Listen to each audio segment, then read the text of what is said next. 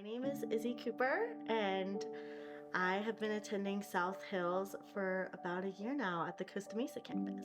So Izzy, Okay. tell me how you first found South Hills Church. I actually found South Hills Church on Instagram because it was around Easter and I saw a ad for a dog Easter egg hunt. To be honest, I didn't really know it was a church. I was not looking for a church, but I went and I met so many kind and welcoming people who invited me to Easter service. I had just gone through the worst breakup of my life. I was in the very beginning stages of getting a divorce. So I was just at such a low point in my life where I felt so worthless. I felt unlovable. And quite frankly, I felt like I had no one and nothing. For some reason, I woke up the next day and decided to go. I walked into the building. I didn't feel uncomfortable. I felt so welcomed. They recognized me, which was so nice. They actually remembered my name. I felt at home as soon as I walked in the door. I was looking for community, so I felt like I had found what I was looking for, and I wanted to be a part of that. I knew it was time to take that next step of committing my life to God. My divorce finalized on February 19th this year. And I was like, if South Hills decides the 18th is Baptism Sunday, I'm getting baptized. Lo and behold, that Sunday was Baptism Sunday. So I was like, okay, I hear you, God. I hear you loud and clear. It's time. If you were going to give someone advice of that's, listening to your story, but what would you say to them? You get what you put into it. The more that I pour into my relationship with God, the more I see what He's given me, and the more I realize I don't even know how much He loves me. What do you think is next? I feel God calling me to share my story with others and help others know and understand the love He has for us. I think you just have to take that first step. It brought me so much peace. It brought me freedom, and it taught me what love should actually be.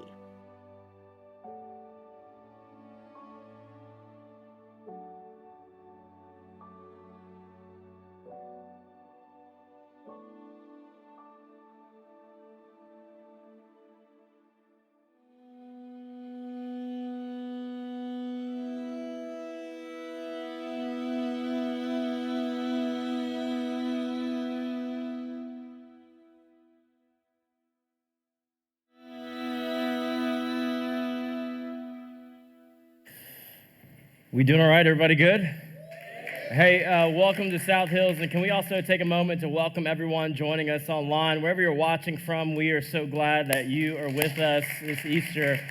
And if I haven't had the opportunity to meet you, my name is JR. I'm the campus pastor here, and we're so honored that you would choose to spend your Sunday here with us today. And man, we hope that more than anything, you feel welcomed, regardless of what's happening in your life, where you're from, maybe what you're walking through right now. We're just glad that you're here. And we're going to get into the message today. I was at a bachelor party several years ago, and a friend group of ours, about 8 guys, and many of us have gotten married, but we've had several bachelor parties. But this one in particular was about the 3rd one in our friend group. And our friend Austin, he said, hey, I know what I want to do, so just meet me at this place. He gives us the location, and I'm driving up to the location. And the further and further I get in this drive, the more and more concerned I get. Because all I see is trees and more trees and more trees and more trees, no buildings, no gas stations. And if you look at me, nothing about me screams outdoors, okay? And so we get to this location and we put our bags away where we're staying for the weekend. And then he tells us, hey, we're going to go do a little hike. And again, look at me, not the hiking type, but, I do things because I love my friends. And so we get to this place and these guides meet us. And I'm thinking, oh, cool, we got guides that are taking us on this hike. It's going to be kind of cool. And then they give us these waivers to sign our life away. And I'm like, I don't know why I need a waiver. Why do I need a waiver to walk? And so I signed the waiver, signed my life away, not knowing what we were getting into. And then they give me a harness. And I'm like, why are you putting a harness on me? First of all, it's very uncomfortable. And I'm so confused. Then I get a helmet. And I'm like, what are we doing? And so we start this walk, and we walk up to these trees, and I see at the top of these trees, these bridges going from tree to tree, and we're doing a ropes course. I had never done a ropes course, had no desire to do a ropes course. Again, look at me. Nothing about me screams outdoors. And so the guide says, hey, we got about 26 bridges. We're going to walk across, total of about 4 miles. And walking 4 miles in itself for me is like, what are we doing? To then go and walk across bridges that if you've ever done a ropes course, it's like, it's nothing crazy, right? Like the bridge is like, it looks like it's held together by like yarn, basically, large yarn with these small wood planks. And you know, if you've ever done this, when you take that first step, your legs are shaking so violently, like you never thought was possible. And it's almost uncontrollable. And that's what's happening as I take this first step. My legs are shaking so violently. It's beyond doing the stanky leg, okay? It is way beyond that, right? And so my legs are shaking, and I am nervous because as you take these steps, you can feel the bridge just kind of swaying back and forth as you try to move across it. And everything within you is like, don't look down. But as you take the step, because you're trying to make sure that your foot is on the plank in front of you, you got no choice but to look down. And as soon as you look down, it's like game over. Game over. And I realized as I was thinking about this, that this wasn't the first time that I have felt as if I were walking across a bridge that was unstable, wobbly, and maybe insufficient to carry my weight. I realized that it wasn't the first time I thought about, can I actually make it across this bridge? But I realized I have that thought, and I've experienced those feelings in a lot of my life. And we all do.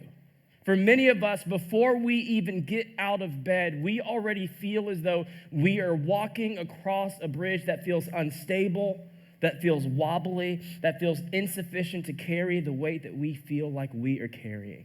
Maybe for you, you feel that in your career or in your job. Maybe the job or the promotion that you thought would bring stability and security to you has maybe done the exact opposite. Maybe for you, you feel it in your relationships, in your marriages, or in your family, right? Here's the stat in the U.S., 50% of marriages will end in divorce. The average length of marriage right now in the U.S. is 7 years. Think about that. Maybe for you, it's in your finances. 78% of Americans live paycheck to paycheck. That feels unstable, wobbly, and insufficient. And so we all probably in some way, shape, or form feel this. And maybe you're here or you're watching online and you're like, you know what? I'm good in all of those areas in my life. I feel like I'm good in every part of my life. If you were honest, you can acknowledge that somewhere deep within your soul, you feel in some part of your life as though you were trying to walk across a bridge that feels unstable, wobbly, and insufficient. And the reason we all feel this, and if you're taking notes, you can write this down, is because life is happening for all of us. And life is real and it's hard. Life is happening for all of us, and it's real and it's hard. And yet we find ourselves continuing to go down this road. And for some of us, life has gotten so hard that we feel lost, weary, and just hopeless. But what if everything you are feeling is because you've been building your life on the wrong bridges, right? See, some of us thought that the bridge to the life we wanted was getting that job or getting that promotion. Some of us thought the bridge to getting the life that we wanted was that relationship. Some of us thought that the bridge to the life that we wanted was about having that amount of money in our bank account, maybe getting that car, getting that house, getting into that university, getting that degree. Yet we find ourselves more lost, weary, and hopeless than we were before. And the problem with these bridges is they give us a false sense of things that we desperately desire in our life, right? These bridges can give us a false sense of identity. And so we feel lost because we are unsure about who we are. We have no confidence in who we are. We end up with a false sense of purpose, and we end up weary because we're working and striving every single day to make our life feel meaningful or valuable, right? We end up hopeless because we realize that it's never going to be enough. I'm never going to have enough money. I'm never going to have enough of these things that I want. It's never going to be enough. And so we end up hopeless, like, man, there's just no way. There's no way it's ever going to be enough. And yet we continue to build our lives on these bridges. And the moment a storm comes, and it will come, right? Because life is happening for all of us, and it's real and it's hard. And so a storm will come. And that's maybe for some of us when we realize just how unstable and insufficient that bridge really is. And we see an example of someone in the Bible who starts to build their life on the wrong bridges. He goes by the name of Saul. And to give you some context, where we find Saul in his life and in his story, Saul is out looking for his father's horses that were lost. He's not doing anything crazy, just going about his day trying to help his dad. And on his way, as he's out looking for his father's horses that were lost, he comes into contact with a prophet. A prophet is someone who speaks on behalf of God. He comes into a prophet by the name of Samuel. And Samuel looks at Saul and he says, hey, you're going to be the first king of Israel. You're going to be the first king of Israel. Imagine, Saul was not expecting any of this to happen. He's just out doing what he is doing. And a guy comes up to him and says, hey, God's chosen you to be king. And not just any king, the first king to lead his people. And Saul is excited, right? Saul is excited. He's passionate in this moment about the opportunity to lead God's people. Imagine if you were at Chick-fil-A, which is also God's house. And imagine if you were in line at Chick-fil-A, and now I put that thought in your head. Some of you are like, man, I could really go for some Chick-fil-A right now. Sorry, they're closed on Sunday because they're honoring the Lord. You know, I was at Raising Cane's, which is also God's house, I believe. And let me tell you, that Texas toast is the bread of life. And they're trying to be like Chick-fil-A. I saw a sign when I was there this week, and it said they're closed on Sunday for Easter. And I said, look at them trying to be like Chick-fil-A. And in my head, if I'm honest, in my heart, I'm like, hey, I don't need you to be like Chick-fil-A because I need that chicken on Sunday and I need that Texas toast on Sunday and I can't get it at Chick-fil-A, so that's when I come to Cane's, okay? And but imagine that you were in line at Chick-fil-A, minding your own business, and somebody came up to you and said, hey, you're going to be the next president of the United States? That's essentially what happens to Saul. Right, I can imagine there's a lot of emotions and thoughts and feelings that were coming into Saul's mind. And as we continue through Saul's story, just a few years later, we see that God rejects Saul. And he says that he's now looking for a new man to be king. And so what went wrong? It was just a few years later in Saul's story, we see that all of a sudden now God is rejecting him. What did Saul not do right? Look at what 1 Samuel 14, verse 35, it says this. Then Saul built an altar to the Lord. It was the first of the altars he built to the Lord. And what I want you to hold on to is it was the first. When Saul builds his first altar, and an altar in the Old Testament of the Bible was a physical place where people would come and they would meet with God. They would be in relationship with God. They would experience God. They would remind themselves. It was a place where they would remind themselves of who God was, what God had done for them, and who God is to them. And you could think of an altar in that context, in Saul's context, as almost being a bridge to be in a relationship with God. And so when Saul builds his first altar, it comes after God had already delivered 2 victories for Saul. God had already done so much on behalf of Saul. Yet it took Saul a few years after he had been king to build his first altar. Imagine that God's doing all of these amazing things through Saul, and not at one point over the course of a couple years does Saul build the very thing that is designed to be in relationship and community and experience God, the one who is doing everything on Saul's behalf. And so Saul, it's clear to us that Saul had been building his life and his leadership and his kingship on the wrong bridges.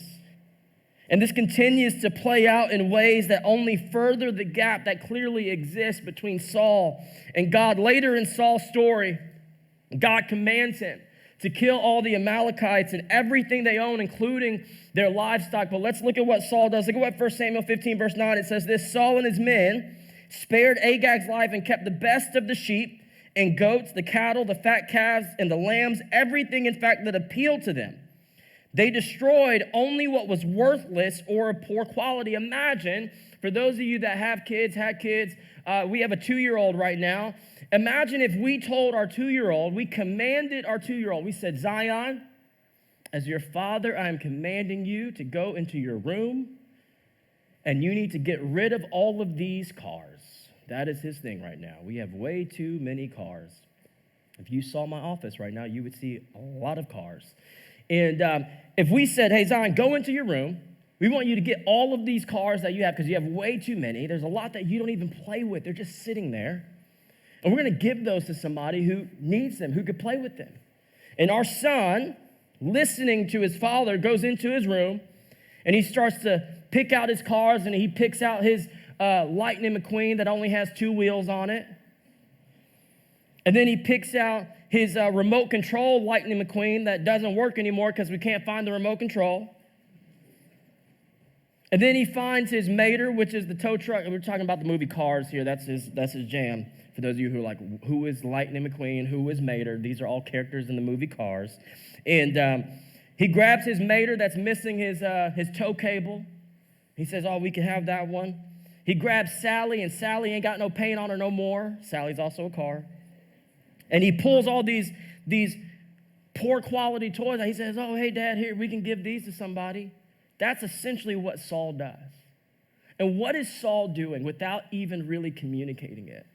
Saul is trying to make himself feel more secure. He's trying to give himself a greater sense of purpose. And he's trying to make himself feel better about his life. Why? Because he's trying to hold on to all these good things. And so when he goes back to the people that he's leading, he tells them, look at all these good things that I brought to you. Completely disobeying what God had commanded him to do. And so in disobeying what God had commanded him to do, Saul is only furthering the gap that already exists between him and God. And we do the same exact thing.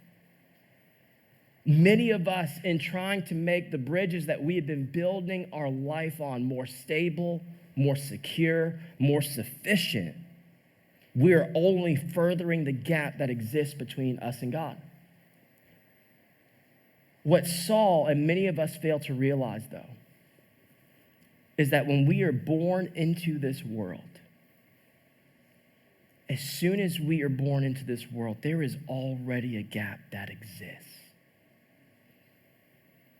And by continuing to build bridges on things that really aren't sufficient enough to sustain us, hold us, satisfy us, we only further the gap that existed when we were born into this world. Look at what Isaiah 59 verse 2, it says this: but your iniquities have made a separation between you and your God.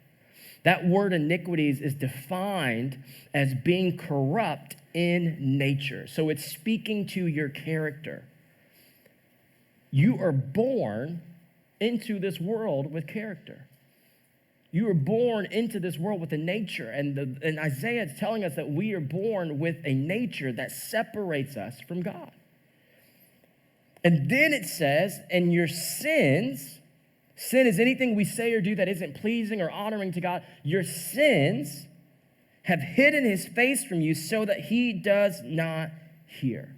And so iniquities, which have separated us from God, is speaking to our nature, how we're born into this world. And sin is really our actions. It's the things that we say or the things that we do. All of those things only furthering the gap that exists between us and God. And this is all of us. right? We don't become sinners the first time we say or do something that isn't pleasing or honoring to God. The gap that separates us from God doesn't appear the first time we sin. We are born with the sinful nature because of what happened in the garden with Adam and Eve when they ate from that tree and they disobeyed God. For the rest of humanity, everyone would be born into this world with a sinful nature. Look at what Romans 3, verse 23, it says this: for everyone has sinned. We all fall short of God's glorious standard. And this is the problem. If you're taking notes, you can write this down. The problem is sin separates us from God. But God showed his great love for us by sending Christ to die for us while we were still sinners. And that is why it is good news. While we are still sinners, but God. But God. But God. It's not while we have all the answers. It's not when we have our life together. It's not when our marriage or our family is in a great place. It's not when we have all this money in our bank account. It's not when we're thriving in our career. It's not when our kids are finally behaving good. But it's at our worst moment where we experience but God. But God while we're still doing things our way. But God while we're still feeling lost. But God while we're still feeling weary. But God while we're still feeling hopeless. Jesus dies on the cross for you, me, and for Saul. The Bible tells us later on in Saul's story, and this is the same Saul we pick up in the book of Acts in the New Testament. It tells us that Saul is now breathing murderous threats and he's persecuting Christians. This is where we find Saul in the New Testament of the Bible. And guess what happens at this point in Saul's life? He has a but God moment. And Jesus, it tells us in the book of Acts, Jesus meets him, changes his life, transforms his heart, gives him a new name. And so Saul, that we started with as the first king of Israel,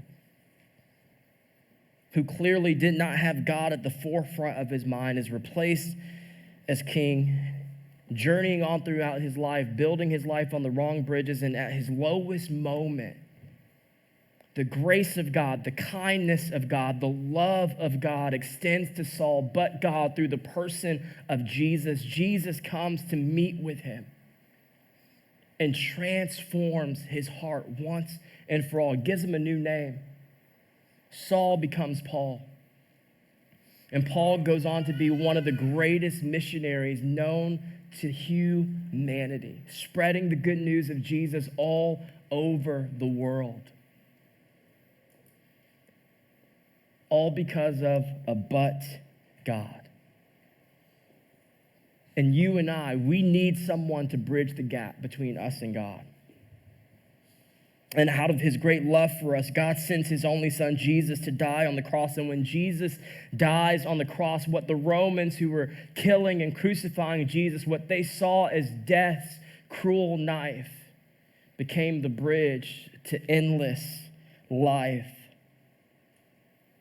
And 3 days after his death, God resurrects Jesus from the dead, defeating sin and death once and for all. And here's what we have to understand this Easter. And if you're taking notes, you can write this down. Believing in Jesus is not about getting the life you want, but receiving the life that you need. Believing in Jesus is not about getting the life that you want, but receiving the life you need. Jesus dying on the cross and coming back to life, everything we're celebrating this weekend is not about so that we could go from being bad people to good people. It's about you and I going from being spiritually dead to being fully alive. And Jesus is the only bridge that can take you and I from death to life. And the only bridge we can build every other part of our life on. We all need this Jesus. As Deshaun comes back to join me, Ephesians 2, verses 1 through 5, it sums up everything that we've talked about. It says this: once you were dead because of your disobedience and your many sins. You used to live in sin just like the rest of the world, obeying the devil, the commander of the powers in the unseen world. He is the spirit at work in the hearts of those who refuse to obey God. All of us used to live that way, following the passionate desires and inclinations of our sinful nature. By our very nature, we were subject to God's anger just like everyone else. Verse 4, how does it start? Say this with me. But God. You can say it with me. Say it back. But God. Come on, say it like you mean it. But God is so rich in mercy, and he loved us so much that even though we were dead because of our sins, he gave us life when he raised Christ from the dead. It is only by God's grace that you have been saved.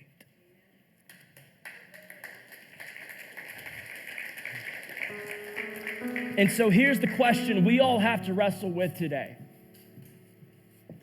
Is my life being built on bridges to get the life that I want, or am I going to build my life on the bridge that will give me the life that I desperately need? Because here's the problem. Every single one of us, because of our sin, we are spiritually dead. And the only thing that can reconcile us back to God, so we can be in relationship with God, so that we can be saved, so that we can be found, find rest and peace, and live a life full of hope, is through the person of Jesus. And when Jesus died on the cross, that cross became a bridge for you and I to go from death into life. And so how we start to walk across that bridge is we say, God, I'm going to put my faith in you. I'm going to put my trust in you. God, even though my bank account may change, I know that the finished work on the cross never will. I know that but God moment will sustain me. It will bring me through. It will take me from death to life. That relationship may change, that relationship may go, but God, I know that I can stand firm on your love, your grace, your mercy, your kindness. I know that look, that marriage may go through a difficult season, but God can bring me through. He can heal me. He can restore me. I know that I may not get that job. I may not get that promotion, but God can still provide for me everything that I need. I know I may not feel worthy to be loved by God, but God, out of his mercy and his kindness, he showed his love for me by giving his son Jesus to die on the cross, to be the bridge for me that would take me from death to life. I may not have it all figured out. I may not have my life together, but God still loves me. The good news is it says, while we were still sinners, he goes to the cross and he becomes the bridge. There's nothing you can do to earn it. There's nothing you can do that's going to make the light bulb go off and say, you know what? Because you did that today, I'm going to open up the gate to the bridge. Now you can come across. No. It's open. All we have to do is walk across and receive it. And I believe that for many of you, whether you're in the room or online, I believe that today can be your but God moment if you allow it to be. You might have walked in thinking there's no way that this God they're talking about can love me. You don't know my story. You don't know my past. You don't know what I'm struggling with right now as I sit in this room. You don't know what I did last night. You don't know. Can I tell you, but God is still for you? And so Deshaun's going to lead us in a song. And here's the question we all have to wrestle with today. Am I building my life on bridges to get the life that I want? Or will I make the decision to build my life on the bridge that can give me the life that I need? South Hills Church, I just want to take a moment and say thank you for watching our service online. Whether you're watching it for the first time or you're watching it again because you enjoyed the service so much from the weekend, I'd like to take a moment and dive into our giving. Every week we give people the opportunity to give back and give to the local church so that God can continue to bless your lives and bless your finances. Here at South Hills, we believe that everything comes from God. We believe that He's the one that chose us and brought us into this world, gave us our gifts and talents and abilities. And I just want you to know that when we give, we are giving back what God has already given to us. If you've ever seen any of our envelopes at a South Hills campus, you'll see on there that it says, every week at South Hills, your generosity is giving people the opportunity to live a better story. And there's a scripture on there in Matthew chapter 6, verse 21 that says, where your treasure is, there your heart will be also. So I want to encourage you today to click down below and set up your giving, whether it's for the first time or whether you're doing reoccurring giving. We have 4 ways to give here at South Hills. 1, you can do it in person at any of our campuses through an envelope. Or 2, you can actually text any amount that you would like to 84321. And the 3rd way is to download our Church Center app. I encourage you to do this one because a Church Center app gives you opportunity to stay connected with our church and your campuses. It's a great tool and resource for you to know what's going on. And the 4th way to give is to give online. You can go to southhills.org/give and you can set up your giving there. Whether you're a guest of our church or whether you are a member of our church, or whether you simply just like to watch our services, I encourage you to trust God with your finances so that He can bless and anoint your finances and you can be trusting God in this journey of living life to the fullest. I love you and thank you for watching our online service today.